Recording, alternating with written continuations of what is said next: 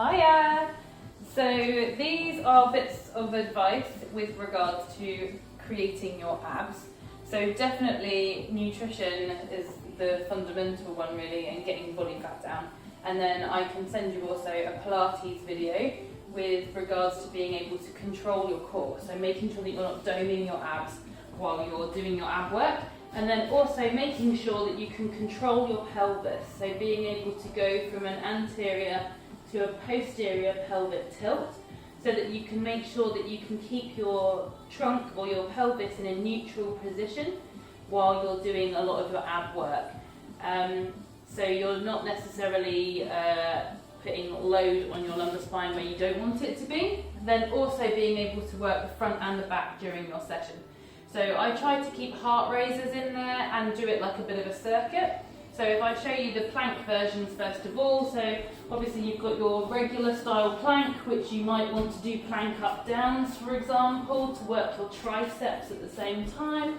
Or you might want to do something like this with regards to doing out and in with your legs to work your plank harder, this or this, okay, any of the above really, with a regular style plank, okay. Then normally what I would get up and do is a heart raiser. So for example, you might want to do something like mummy kicks. Mummy kicks are great. If you move your hands higher, you're going to feel your abs have to work that bit harder. So 20 seconds or so, just to pick your heart rate up, because you want the session to be a fat burn as well. Then from there, I love a side plank.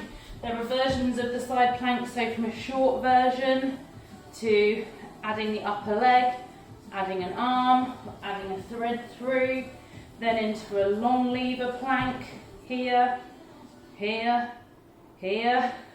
So various options really, crunching in your side plank position, dips in side plank as well.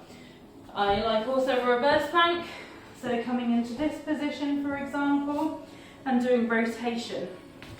Lift, hold, lift, hold, lift, hold. You might want to do this as your reverse plank to get your hamstrings working while you're in this position. So make it work for you. I like being able to work another part of my body while working the core. Then I might want to do another heart raiser again. So for example, you could do speedball, but then add in a recline and up, and recline and up, and just keeping that center lock, okay? So that takes you through quite a few of those options. Another killer for the plank options with some motion is to do hip dips in your plank positioning. Vary the height of your feet, so if you put your feet up on the sofa or a chair, again that's going to really work your core. So see how you go with those.